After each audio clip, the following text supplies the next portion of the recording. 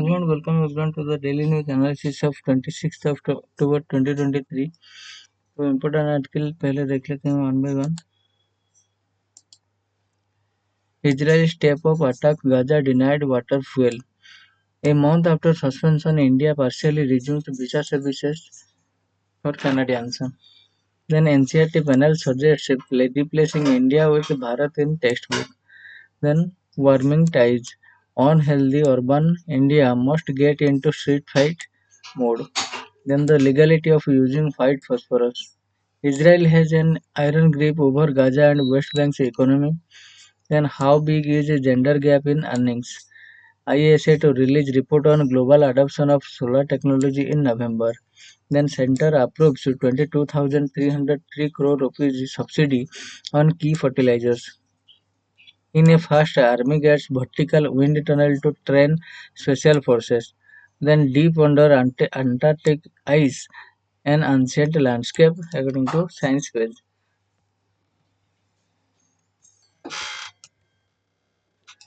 पहला जो है Israel step of attack Gaza denied water and fuel.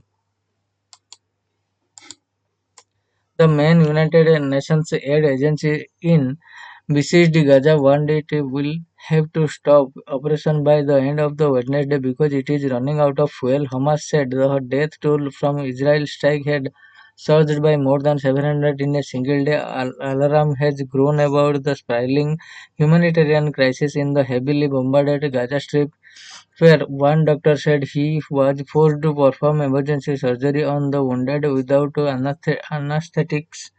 Israel has cut off Gaza's usual water, food, and other supplies. Fewer than 70 relief trucks have entered since the war started. A drop of aid in an ocean of need, warned United Nations Chief Antonio Guterres. Israel Prime Minister Benjamin Netanyahu has vowed to eliminate Hamas, and Israeli strikes have now killed over 6,500 people in Gaza, a rise of over 700 since Tuesday. According to the Hamas-run Health Ministry, tempers flared earlier at the United Nations, where Mr. Guterres described the epic suffering in Gaza and the collective punishment of the 2.4 million people, not in a vacuum. It is important to also recognize the attack by the Hamas did not happen in a vacuum. The Palestinian people have been subjected to 56 years of suffocating occupation. They have seen their land steadily devoured by statements and plagued by violence. Their economy stifled, their people displaced and their homes demolished. Their hopes for a political solution to their plight have been vanished. Mr. Guterres said in a special United Nations Security Council meeting, but the grievances of the Palestinian people cannot justify the appalling attacks by Hamas, and those appalling attacks cannot justify the collective punishment of the Palestinian people. He added his comments drew a furious response from Israel. Mr. Secretary General, in what world do you live? Replied Israeli Foreign Minister Eli Cohen, who recounted graphic accounts of civilians killed in the deadliest single attack in Israel history. Israel's ambassador to the United Nations, Gilad Erdan, called upon Mr. Guterres to resign, writing on X that the United Nations chief has expressed an understanding for the terrorism and murder. On day 19, the United Nations Agency for Palestinian Refugees (UNRWA) warned it cannot keep up operation without access to fuel. The next a month after suspension, India partially resumes visa services for Canadians. India on Wednesday resumed visa services for the certain categories for Canadian citizens nearly a month after they were suspended in the aftermath of Canada's allegations of the Indian involvement in the killing of Hardeep Singh Nijjar, and a week after 41 Canadian diplomats left India and in accordance with New Delhi's demand to file tourist visas and e-visas are still held in abeyance. The Indian High Commission in Canada announced that it would be It would begin accepting application for visas for entry, business, medical, and conference purposes from Thursday. Entry visa is granted to persons of Indian origin and to dependent family members of an Indian citizen or person of Indian origin. Officials said that application from Canadian in these categories would be accepted at Indian missions in other countries as well. After a considered review of the security situation that takes into account some recent Canadian measures in this regard, it has been decided to resume visa services for the certain categories. A press release of the Indian High Commission in Ottawa said it said emergency situation would continue to be addressed and any further decision would be intimated. The move to suspend visas has affected thousands of Canadians hoping to travel India, including those with families in India wishing to return for the festive season, as well as the medical cases availing treatment in India after the exclusion of its diplomats from High Commission in Delhi. Canada too had suspended in-person visas at its consulates in other cities, and it is unclear if this will be resumed after the Indian resumption of visas on Sunday. External Affairs Minister S. Jaishankar had hinted that the resumption of visa for the Canadians would be done very soon as India had been concerned about the security of diplomats given threat from the separatist Khalistan groups in recent weeks and called this is a difficult phase in the ties. The External Affairs Ministry did not comment on the reason for the reversal of their decision, but it is understood that after India raised concerns, Canada increased security around the mission, and for the diplomats, the diplomatic spat between the two countries went public after Canadian Prime Minister Justin Trudeau told his parliament on September 18 that there were credible allegations Indian government agents were responsible for the killing of Niger in Surrey in June this year, a charge India has denied. In response, India suspended visa for the Canadians and demanded that 41 Canadian diplomats based in Delhi, about two-thirds of the mission's strength, leave India or face a revocation of their diplomatic immunity in order to maintain the parity with the Indian missions. The next, NCRT panel suggested replacing India with Bharat in textbook. A high-level committee set up by the National Council of Education, Research and Training to revise the social sciences curriculum has recommended that the name of the country be changed from India to Bharat in school textbooks, with opposition parties protesting. The NCRT on Wednesday clarified that the proposal has not been approved yet and it was too premature to comment on the issue. Isaac panel chair told press persons that the panel had proposed the name change in textbook from the primary to high school levels on the news in media being flagged about changing the name of India into Bharat in all NCRT textbooks. NCRT states that since the development of the new syllabus and the textbook is in progress is in the process, and for that purpose various curricular area groups of domain experts are being notified by the NCRT, so it is too premature to comment on the news being flashed in the media on the concerned issue, the NCRT said on X. The opposition parties including the Congress, Rashtriya Janata Dal and Aam Aadmi Party criticized the recommendation. The BJP leader welcomed it. Mr. Isaac, a member of the Indian Council of Historical Research (ICHR), is a Rashtriya Swayamsevak Sangh RSS sympathizer and was a faculty member in the Department of History of the Kottayam-based CMS College. He had been with the Akhil Bharatiya Vidyarthi Parishad (ABVP) for a long time and is currently president of Bharatiya Vichara Kendram, a right-wing think tank. The committee included senior academics such as ICHR chairperson Raghuvendra Tanwar, Vandana Mishra, Professor Jawaharlal Nehru University, and Basant Shinde, an archaeologist and former vice chancellor of Deccan College deemed university. Talking to the Hindu, Mr. Shinde confirmed that the committee had submitted its proposal to the NCRT 4 months ago. Citing an example from the Vishnu Purana, a Hindu text, he maintained that Bharat was any day a better name for country. All the members of the panel have agreed to replacing India with Bharat. Mr. Shinde said he said it was also proposed that the textbooks should give equal space to all dynasties that ruled India and not just one or two.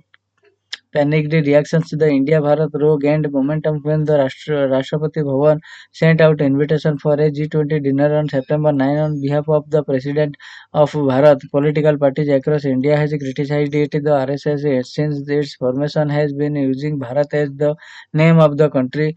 RSS chief Mohan Bhagwat in his address in the September said our country has been known as the Bharat for ages. Whatever may be the language, the name remains the same. We do not have to think about whether anyone outside will understand this or not. If they want, they will. But that is not our problem. Karnataka Deputy Chief Minister D.K. Shiv Kumar called the NCT panel's recommendation wrong and alleged that the NDA government forced the NCT to take the decision. They are suggesting so many things. You can see how they are distorting the history of India through the textbook syllabus and everything. I did not know about the India Bharat thing. For us, India and Bharat are equal. This is not coming from your heart. Senior Congress leader K.C. Venugopal said. RJD MP Manoj Jha said the name change suggestion was a panicked. This is not coming from your heart. Senior Congress leader K.C. Venugopal said. RJD MP Manoj Jha said the name change suggestion was panicked and a hysterical reaction to the opposition parties naming their grouping India. Warming ties.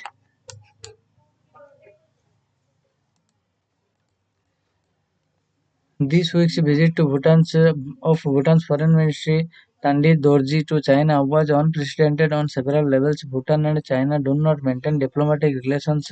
His visit in the first ever by the Bhutanese Foreign Minister. Moreover, the main purpose was the holding of boundary talks that have not taken place in more than 7 years. The talks appeared to yield substantive progress according to a joint statement with both countries having also signed a cooperation agreement outlining the functioning of a new joint technical team for the delimitation and demarcation of the boundary.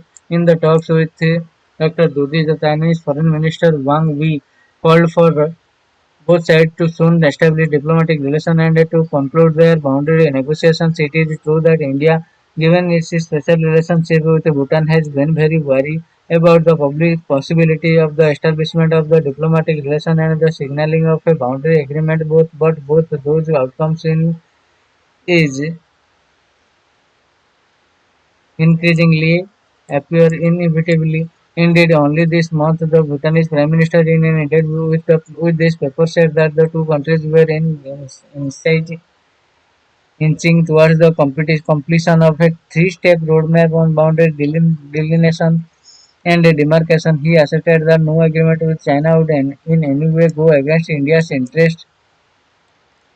Given Bhutan's unique dependence on India, there is a little doubt that will have taken New Delhi on board in its efforts to normalize relations with China in return guaranteeing India's security interests and red lines. One such red line will involve keeping China away from southern Doklam's ridge and that overlook India's Siliguri corridor, even as Beijing and Thimphu consider a swap between the territories in the valley of north where Bhutan is coming under intense Chinese pressure and on the Doklam Plateau in the west. A second line will likely involve Thimphu going through on normalizing ties and opening itself up to a permanent Chinese diplomatic presence while continuing with the border talks. The question now facing New Delhi is how best to protect its interests. One lessons from the crisis that was thrust upon Thimphu in 2017 during the India-China Doklam standoff is that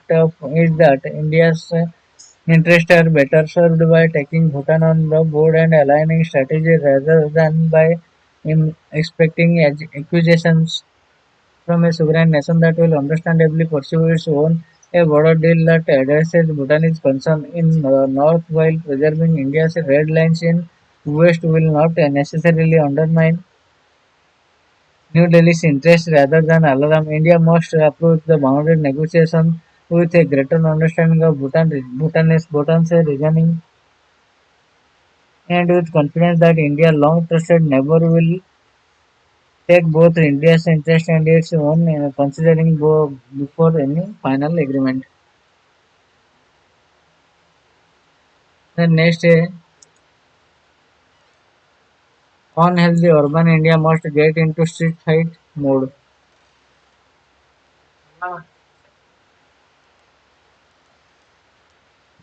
India's urban population is estimated to reach 6.675 million in 2035, the second highest in the world. Although there is widespread recognition that cities have been fueling India's rapid rise to economic superpower status, almost all are excelling in their inhabitants in terms of delivering on health, environmental, and equity targets. Urban India and multiple health risk India's urban inhabitants experience multi-scalar health risk, including the world's highest level of air and noise pollution, limited greenery, lack of access to sidewalks and parks that limit active lifestyles, archaic modes of transport that contribute to air pollution, pernicious access to nutritionally dense, unhealthy food, and unprecedented exposure to toxic chemicals and heavy metals. These concatenations of exposures dramatically magnifies health risk for heart disease and diabetes, referred to as cardio-metabolic disease, especially when combined with a lack of physical activity of all behaviors when well known to mitigate the development of cardiometabolic disease. Physical activity is by far the most effective deterrent. Not surprisingly, the cities of India are amidst an epidemic of historic proportion in these disorders, addressing the diverse and multi-scaled social, environmental, and infrastructure risk factor by transferring the design of a built local environment as well as the provisioning systems represents a new paradigm for public health. Globally, there are seven key physical provisioning systems that provide food, energy, mobility, transportation, housing, green infrastructure, water, waste management that lie at the core of human health, well-being, equity, and sustainability. This functional provisioning system consumes more than 90% of the world's water and global CO2 emission and facilitate an estimated 19 million premature deaths annually. The socio-spatial political design of urban provisioning system in India, many of which are legacies of colonial past, manifested if and exacerbates social inequalities in the cities by class, race, age, migrant, and disability status, translating to vast disparities in health risk and outcomes based on the primal importance of India's cities for its future. A new narrative for the improving health and well-being on in cities is needed. This is reflected in several high-level policy frameworks such as United Nations Sustainable Development Goals (SDG) framework in heavily urban agenda and the health in the all policies approach double or triple duty actions.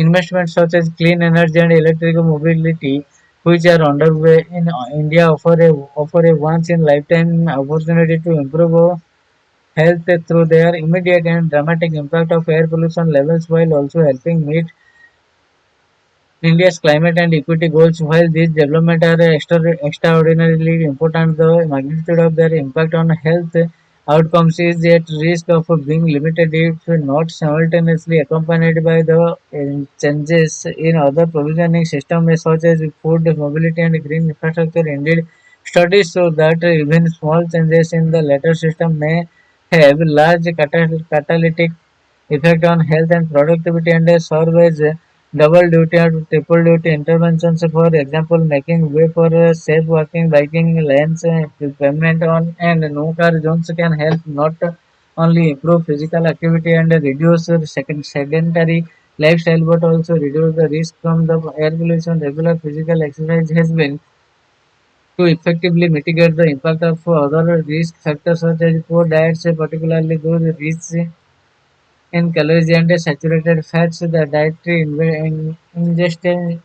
ingestion of excess calories without adequate physical expenditure fuels a vicious cycle of insulin spikes, excess fat deposition that together with inflammation sets the stage for heart disease. In this regard, it is well known that exercises may not only help expand excess calories, promoting weight loss and reducing diabetes risk, but also act as an effective bulwark against heart disease. Walking and biking on many Indian roads are not only hazardous but also nearly impossible as sidewalks are overwhelmed by buildings and human waste, parked vehicles and street worker health impact studies indicate that the health and economic benefit of increasing mobility and active transportation vastly exceed that which may be defined by transitioning to electrifying transportation alone towards holistic urban policy. Studies that have modeled the economic and the health impact of the clean energy transition in the transportation sector are currently based almost entirely on the reduction in the air pollution and its associated health impact, ensuring that the transition to electric car also paved the way for active transport options such as walking paths and bicycling lanes may not only provide a mechanism to connect the last mile, but the health and consequent economic benefits of the active transportation occur on top of the benefit of reducing air pollution, making such investment in even more economically viable. Just increasing activities, transportation by any means must be critical component of a clean energy. Similarly, the policies that encourage fresh fruit and vegetables and limit sugar and salt in beverages, which may have the largest impact on health outcomes such as obesity, type 2 diabetes, and cardiovascular disease, may help contribute to not only better health outcomes but also economic productivity. Urban policies are powerful fuel public health interventions that can serve to promote population health. Health is unfortunately an afterthought in the most nation urban planning policies and mostly non-existent in national urban policy documents from lower and middle income countries. Unhealthy diets reduce the physical activity and air pollution in cities in India pose a great risk to morbidity and mortality that most others risk factors combined, including drugs, tobacco, alcohol, and accidents. These need to be dealt with one war footing if India is going to make progress in its fight against cardiovascular disease, obesity, and T2D. This will necessarily entail a street fight.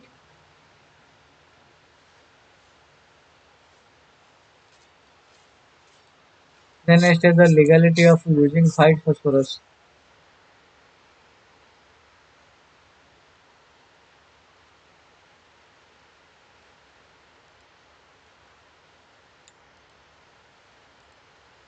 The legality of using white phosphorus. Human Rights Watch recently accused Israel of using white phosphorus monitoring the Gaza and said that such weapons put civilians at risk, serious and long-term injury in the 2008 and 9 Gaza War 2. There were allegations that the Israel Defense Foreign Forces struck the Gaza Strip with some monitors of containing white phosphorus. The Israel government, which initially denied this, later acknowledged that it did use white phosphorus in 2009, but only the on inhabitable areas for the purpose of signaling and marking a toxic substance. In the summary of the report, the United Nations Headquarters Board of Inquiry into certain incidents in the Gaza Strip between December 27, 2008 and January 19, 2009, though, then United Nations Secretary General said that the IDF has targeted the certain United Nations facilities, asserted that any precautions that were taken by the IDF were clearly inadequate in views of firing high explosive cell into the compound of a UNRWA field official.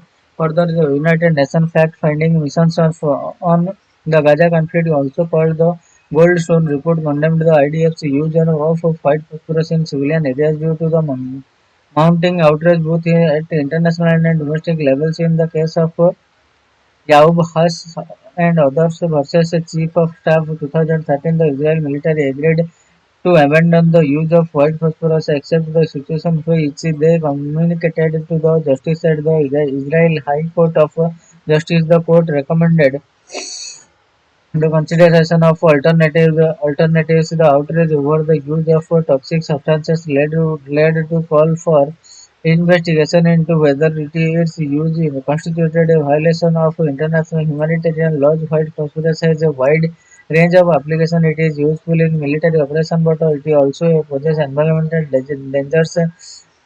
White phosphorus can be White phosphorus can be employed to create dense smoke screens in the context of combat, hindering visibility and providing cover for military maneuvers. Additionally, it can be used in incendiary devices such as the grenades and artillery shells, which can result in persistent and intense fire effective against people, equipment, and structures. However, the ethical concerns surrounding its use in populated areas are significant due to its potential to cause severe burns and sufferings. The Convention on Certain Conventional Weapons imposes restriction on the use of incendiary weapons, including white phosphorus, with the aim of safeguarding civilians. In addition, white phosphorus use is subject to the rules and principles of international humanitarian laws, which aims to minimize harm to both civilians and combatants in armed conflict. This includes the principles of destinations, which require differentiation between combatant and civilians, and proportionality, ensuring that the military actions do not cause excessive harm to civilians compared to the military advantage sought. International humanitarian law also prohibits indiscriminate attack by that may disproportionately harm civilian and civilian objects. When this incendiary weapon protocol 3 under the CCW specially deals with the incendiary weapons. Article 1 of his protocol defines an incendiary weapon as a weapon or munition primarily designed to set fire to object or to cause burn injury to persons through the action of a flame, heat, or combination thereof produced by a chemical reaction of substance delivered on the target. Article 1b and I include an exemption in this classification for munition that may cause unintended incendiary effects such as illuminants, tracers, smoke, and signaling system. White phosphorus munitions are primarily intended to produce illuminating and smoke screen effects, with the incendiary aspect being secondary.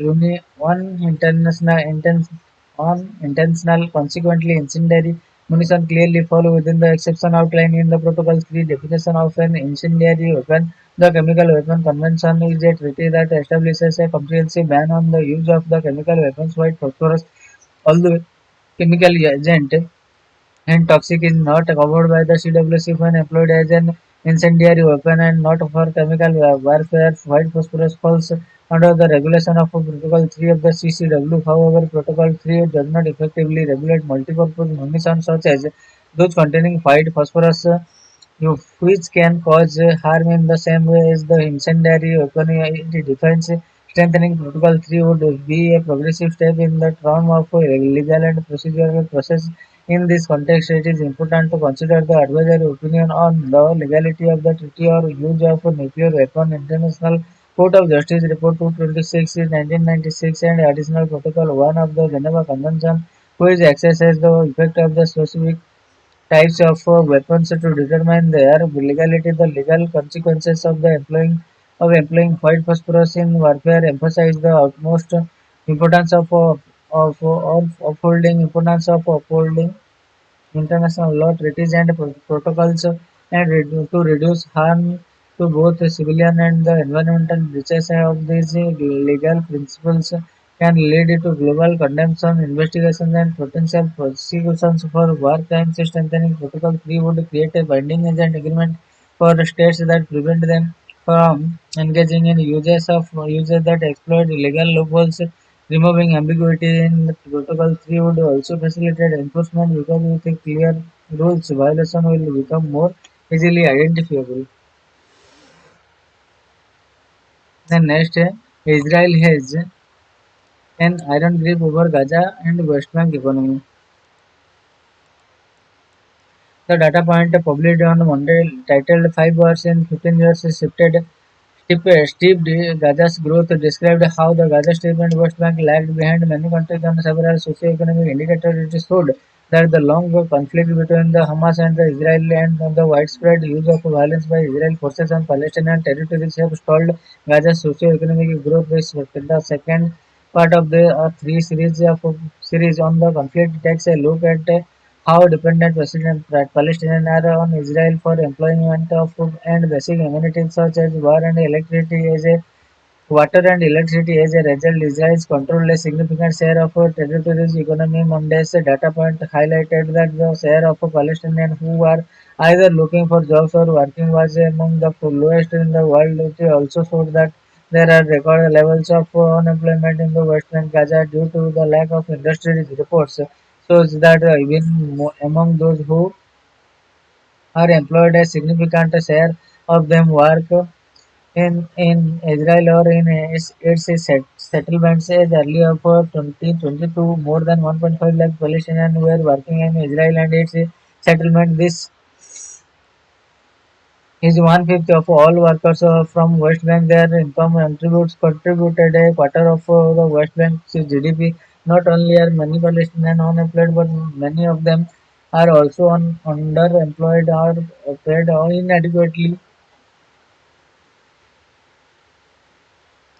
Reports show that 83% of the workers from Gaza received less than the minimum wage of $435 or as of 2021. Such heavy reliance on Israel below payment and constant bombardment mean that the GDP of Palestinian territories has grown at a snail's pace over recent decades, while Israel's GDP showed rapid growth. Chart 1 shows the difference in the GDP growth of Israel and Palestinian territories. Israel's control over Palestinian economy is more deeply felt through foreign trade restriction. In 2021, over half of all items imported by Palestinian territories came from Israel, and over 80% of all exports went to Israel. Chart 2 shows the major sources and destinations of imports and exports from and to Palestinian territory in 2021. Electricity, water, fuel, which from the bulk of Palestinian import are largely supplied by Israel. Over 60% of Gaza's electricity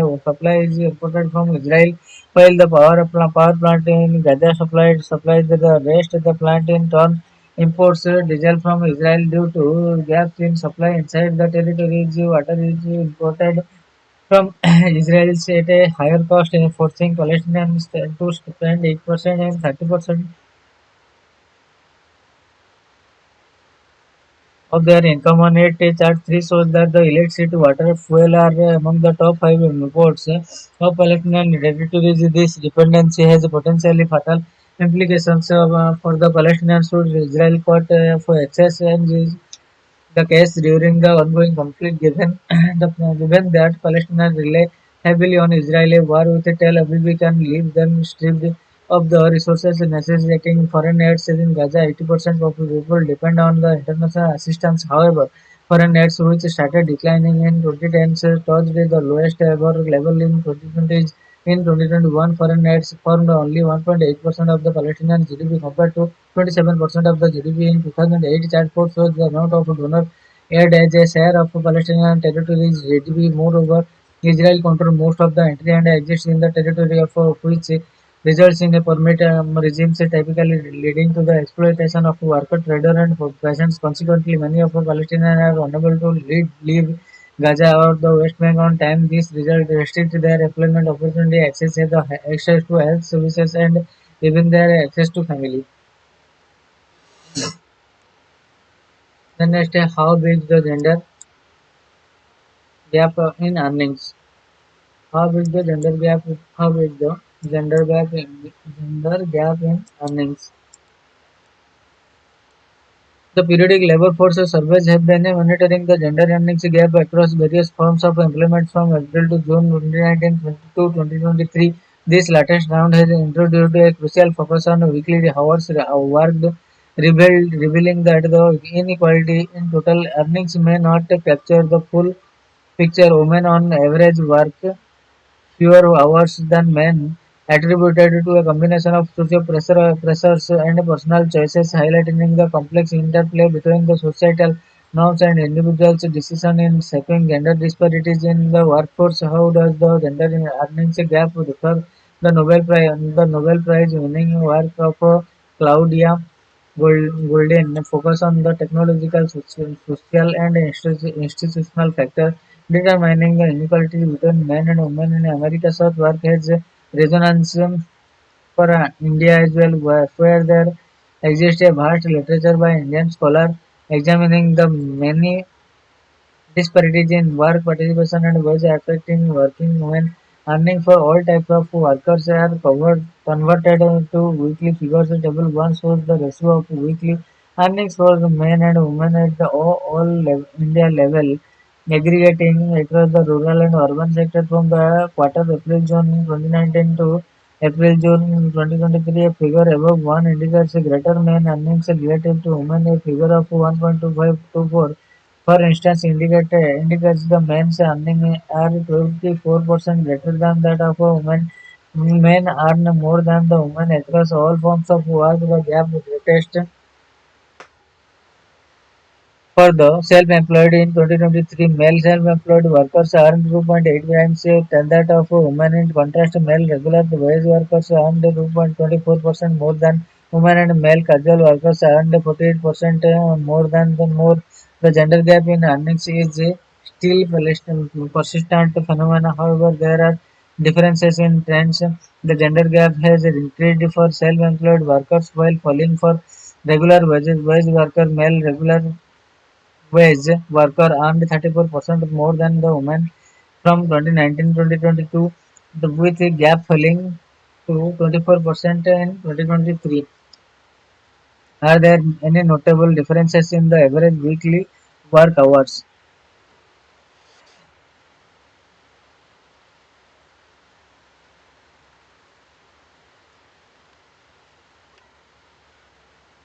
These gaps do not fully indicate inequalities in earnings for work effort for women who lesser hours for men during the week across all forms of work as shown in Table 2 in 2023.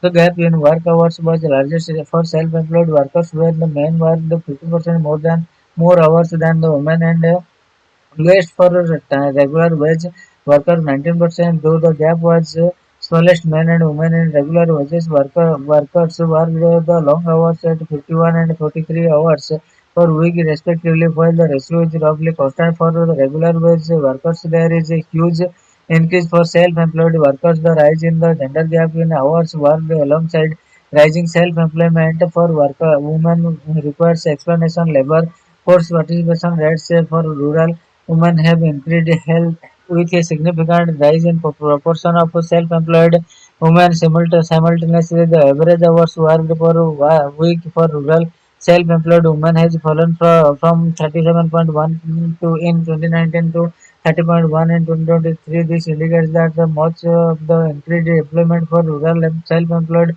women has been part-time in nature in contrast to men full-time work. Meanwhile, the ratio of hours worked for regular wage workers stayed roughly constant. Using data on weekly earnings and hours worked, earnings per hour for each category of workers are calculated, and the ratio between the men and women's hourly earnings and displayed are displayed in Table 3. What is the percentage decrease in the gap in hours earnings When considering hourly earnings, the gap reduces significantly for regular wage workers in 2023. Men in this form of employment earn 24% more than the women over the week, but also work 19% longer. The gap is hourly earnings, therefore, is only around 4%, falling from 11% to in 2019. And on an average, women is in regular work earn lesser per week, but roughly the same when one consider earnings per hours. Of course, average hide significant disparities, and greater research is required to see whether the gap is hourly earnings are the small for all the workers. Across all occupations and industries, inequalities in hours earnings is higher in norms of other non forms of work, though not as high as when considering total earnings in 2023. Male casual workers earned 23% per hour more than women, a reduction from 33% in 2019. The gap has increased slightly for self-employed from 84% in 2019 to 87% in 2023. This allows us greater insights into the forces driving challenges in inequality over this period. Consider regular wage workers falling inequalities in weekly earnings was largely driven by rising hourly earnings for women, with the ratio of hours of work remaining roughly constant. In contrast, rising inequality amongst the self-employed was driven by the changes in hours worked.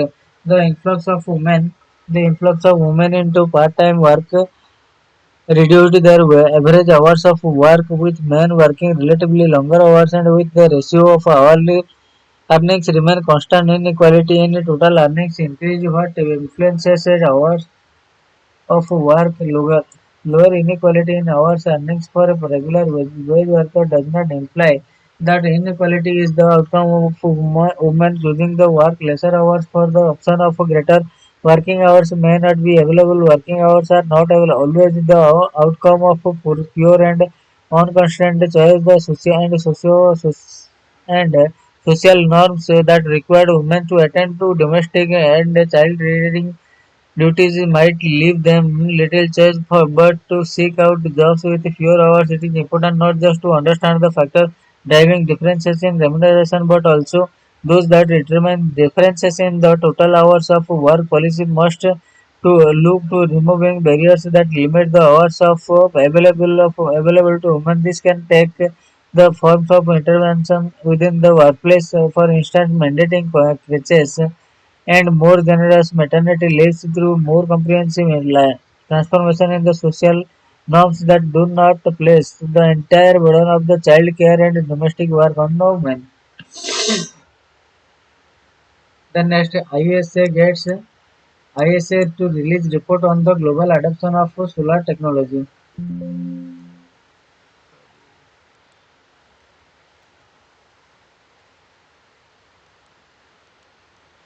The International Solar Alliance ISA, a gathering of 116 member of countries formed to accelerate the global adoption of solar technology, which will for the first time compile and release a global solar stock take report. This is inspired by the first ever global stock take of United Nations Conference of Parties is scheduled to be held in Dubai later this year. Here, countries are expected to give an account of the actions taken until now to transition their economies always away from fossil fuel and lay out plans to course correct if their commitment are insufficient to prevent or runaway global warming. The global stock tax follows from the Paris Agreement signed in 2015 and is expected to be held once in 5 years.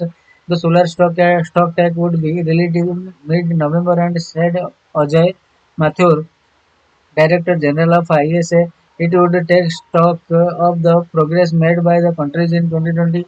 Nearly $300 billion of the investment in solar has taken place, and around 33 80 billion in 2022. However, manufacturing is only been with most of it concentrated in China. The stock take will look at the look at ways to broaden this. Mr. Mathur said a key focus area of the ISA, which is steered by India and France, is scheduled to hold its sixth annual meeting in Dubai, Delhi. Later this month, a key focus area for the organization is expanding solar installation in Africa, and to that end, the organization have set up the global solar facilities. The aim is to boost the scale of solar investment there and following that expand to West Asia, Latin America, and Caribbean. The global solar facility will have three funds: a payment guarantee fund, an insurance fund to mitigate the project risk, and an investment fund technical assistance. Solar photovoltaic installation globally touched 1,133 gigawatts, 1,133 gigawatts as of 2022, with 191 gigawatt being added in 2022. Nearly a fourth, or about 350 megawatt, is installed in China, which is not a member of ISA. China is followed by the United States, a member country, at 111 GW. India ranked among the top 5 countries globally with the 62 gigawatt. We believe that the ISA has the ISA has a seminar role to play in energy transition, as it is focused only on renewable and solar. India's experience in this regard has been substantial. The rate of growth of renewable energy capacity in our country has been among the highest in the world. We find that among the various renewables, solar energy has as it is much more reliable, it is much more dependable, it is available for more months in a year. For universal access energy, solar energy is the solution. RK Singh, Union Minister for Power and Renewable Energy, said. Then center approves 22,303 crore rupees subsidy on key fertilizer. The government on Wednesday announced a 22,303 crore rupees subsidy on the phosphatic and potassic fertilizer for current Rabi season, and said the farmer will continue to get key soil nutrient DAP, diammonium phosphate, at the old rate of 1350 rupees a bag or 50 for 50 kg. The Union Cabinet chaired by Prime Minister Narendra Modi has approved the proposal of the Department of Fertilizer for fixing the nutrient-based subsidy rates for the Rabi season of 2023-24 from October 1, 2023 to March 31, 2024 on P and K fertilizer. Rabi boast briefing press persons, Union Minister Anurag Thakur said the Modi government is committed to ensuring adequate availability of fertilizer to farmers at affordable prices. Mr. Thakur said we estimate an expenditure of 22,303 crore rupees as a subsidy on the P and K fertilizers for the Rabi season. He added in May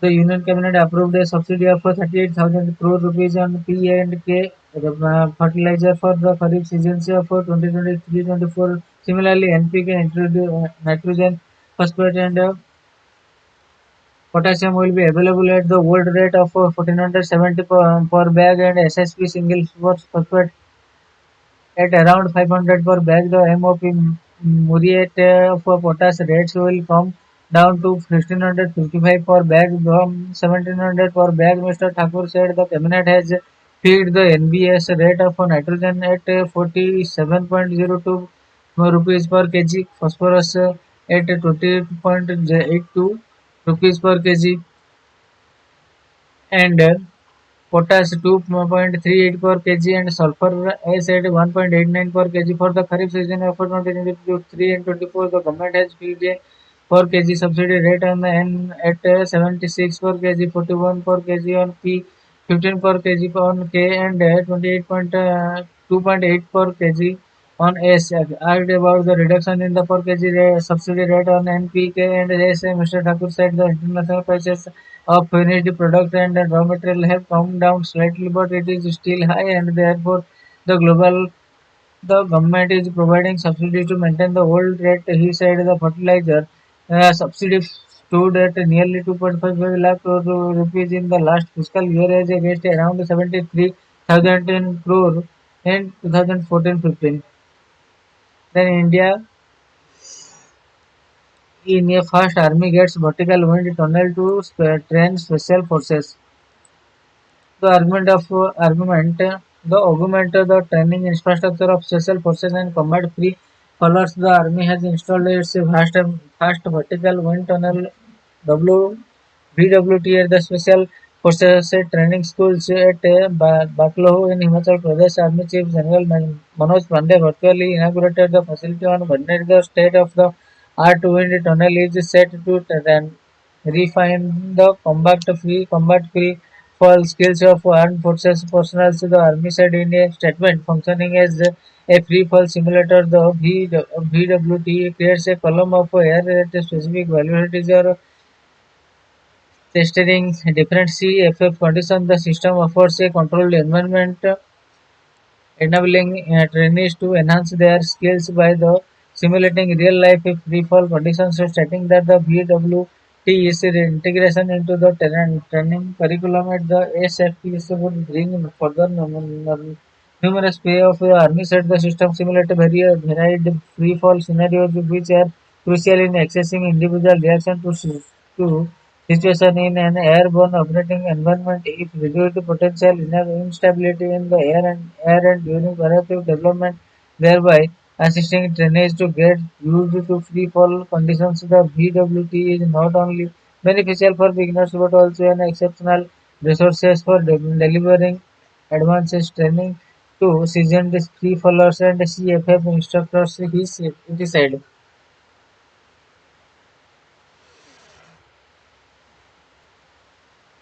The next step pulses to Borg rise in Kharif output.